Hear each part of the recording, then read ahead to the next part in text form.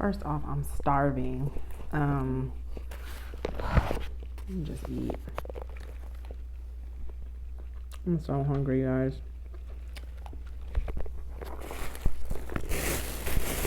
I'm sorry. I'm so hungry. I can't take any more time. I don't know what the heck I'm doing.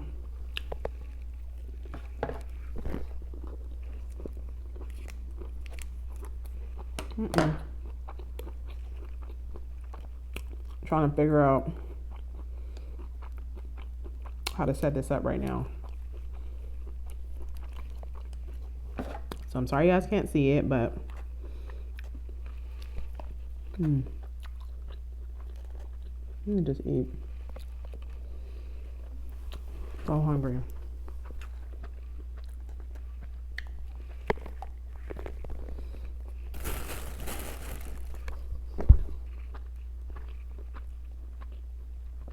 Before I get to talking.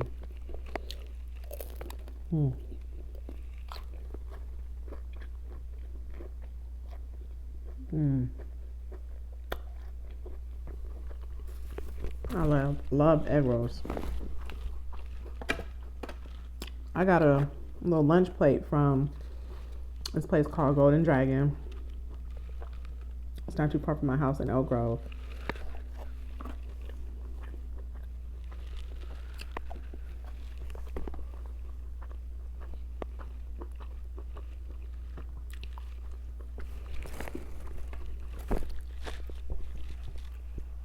Their food is on point.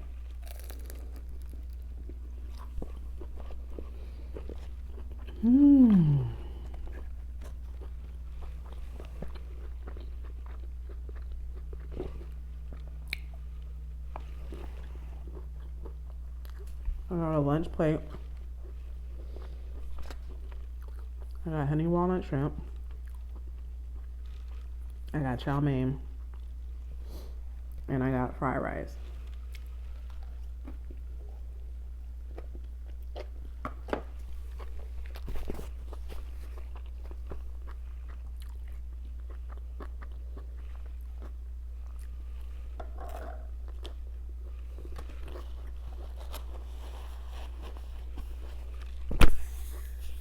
And of course, I got sparkling water. This is the Costco brand, but it's just like LaCroix.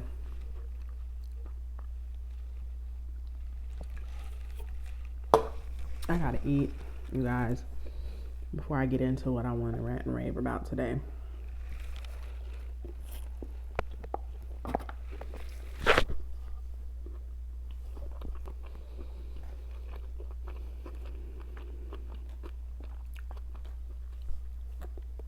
If you haven't already, make sure to like, subscribe, hit the bell to be notified, leave me some comments.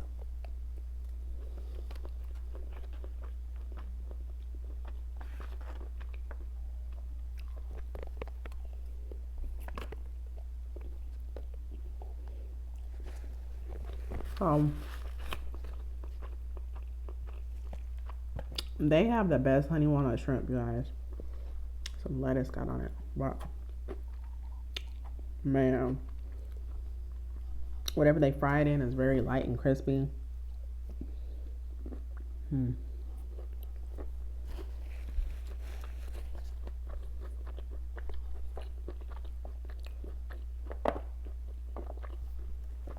The sauce is perfect.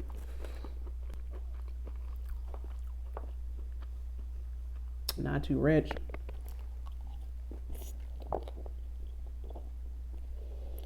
And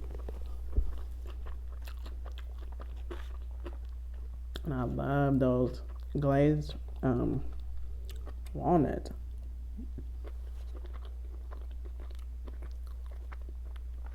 So with their lunch plates, you get fried rice. I added the chow mein, 75 cents to add the chow mein. And you get an egg roll and whatever, main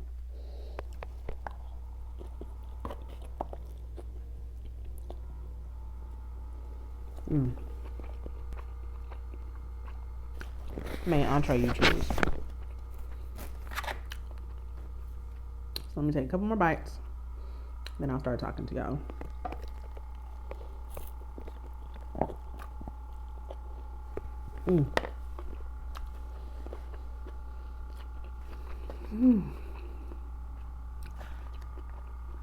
Shouldn't let myself get this hungry, and typically I haven't, because I take sea moss every day. If you guys want to learn more about sea moss, check out my video on sea moss. But it helps sustain my body. It gives my body all the minerals it needs throughout the day. So I don't feel super hungry, but I ran out, which is the worst thing to do.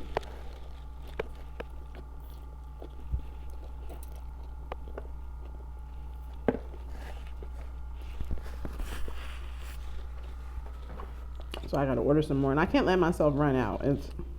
It's a vitamin. It's a supplement, but I can tell the difference in my body. I haven't taken it in a couple days. So, note to self, order some more sea moss, and you guys check out my video on it.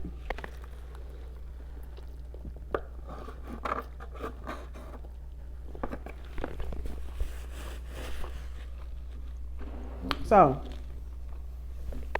I want to talk to you guys about the new movie.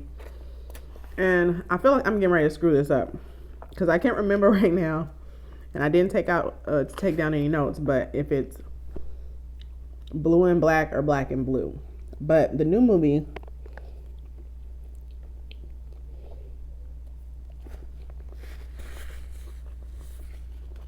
that has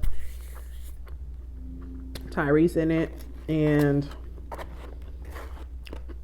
British young lady that's starring in it. I can't think of her name right now, but by the time I upload this video, I'll put all the information in the description box.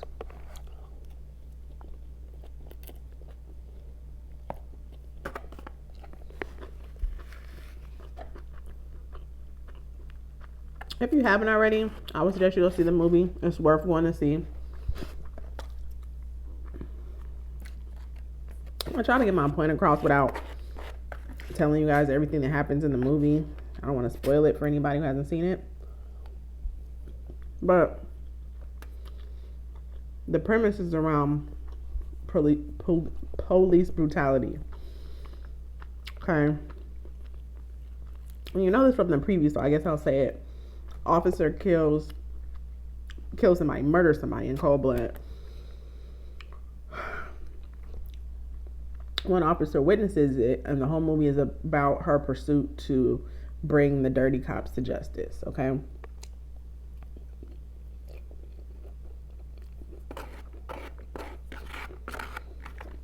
Now,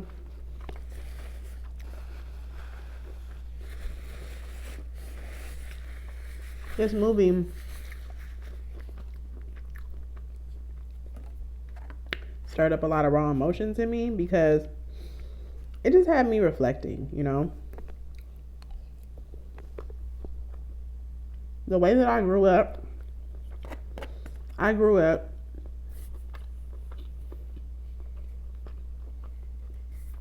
feeling and believing that the police were not on your side.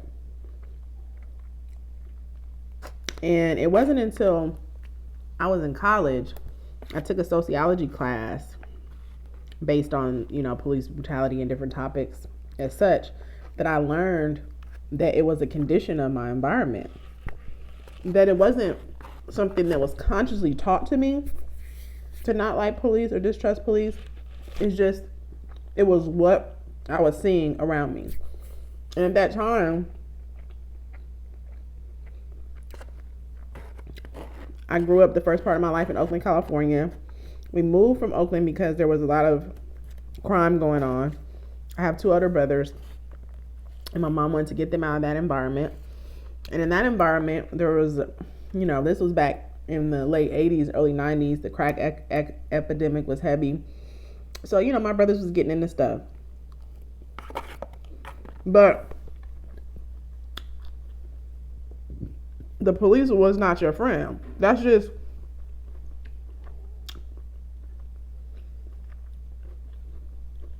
growing up in that environment in that era. That's just what you learn just unconsciously. Like my mom did never sit down and teach me, hey, the police are not your friends, don't trust the police. But it was just an unspoken thing. It was you against them, you know? And so you see that in this movie. And so it triggered these memories and feelings in me. And we moved from, kind of jumping around, we moved from Oakland, California, Sacramento, California. By the time I was in high school, my brother got into some trouble. Okay. And the police bust into our home. When I say bust, I mean bust down our door. Okay. Scared the living crap out of me. Handcuffed my brother, roughed him up, flipped our whole entire house upside down. They were looking for something. Tore our entire house up looking for it. Was extremely rough with him. I was so nervous. I did not know what to do. I called my mom to let her know what was happening. And she was frantic. They arrested my brother. They took him to jail. Okay. It wasn't until later on in my life where I started uncovering certain things and realizing and linking different scenarios to the word trauma, that I realized that was a traumatic experience in my life.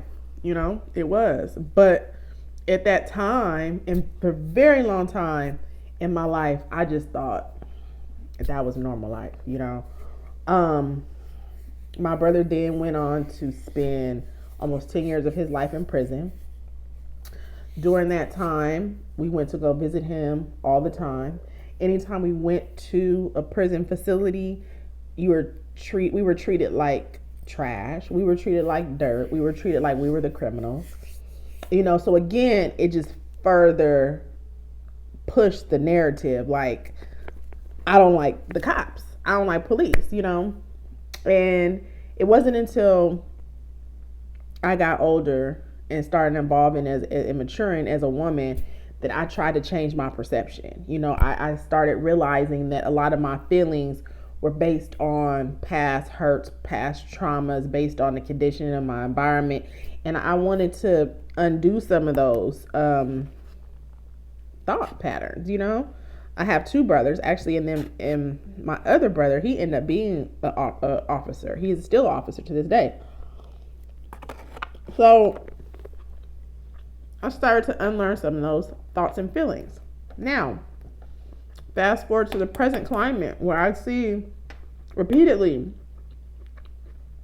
that my people, black and brown people, are being murdered, and we're seeing it front and center because people have camera phones now. People are recording stuff. Mind you, this been going on forever. On the streets, inside the walls of these prisons. You know, my brother is free now, thank God. He's been free for a very long time. But he has so many stories about the brutality that goes on inside the walls of the prisons. So this is stuff that's been going on for a long time, but now with technology, we're beginning to be oversaturated by it because people are posting it. We're seeing it everywhere. And now, I feel like I'm starting to get right back where I started, feeling that dividing and feeling like, see, this is why I don't like the police. And I don't want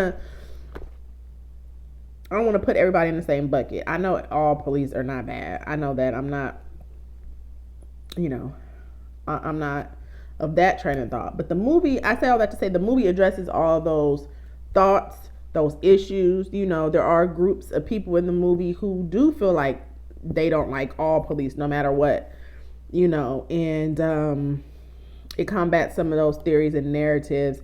And it just really stirred up something inside of me because I saw myself in some of the characters. I saw myself in some of the scenarios. And it just got me thinking, you know. It got me thinking.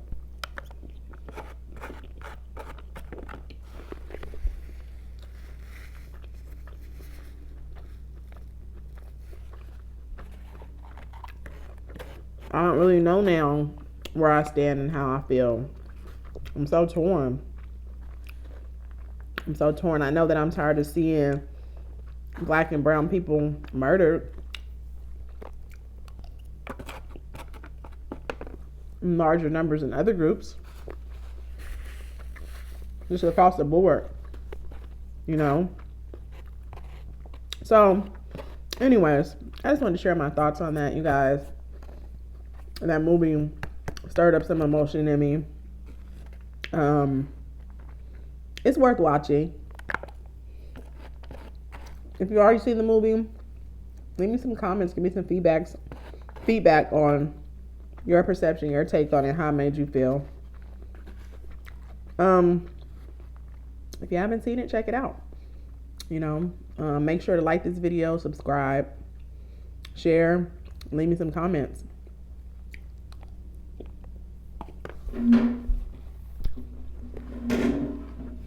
Talk to you next time. Peace.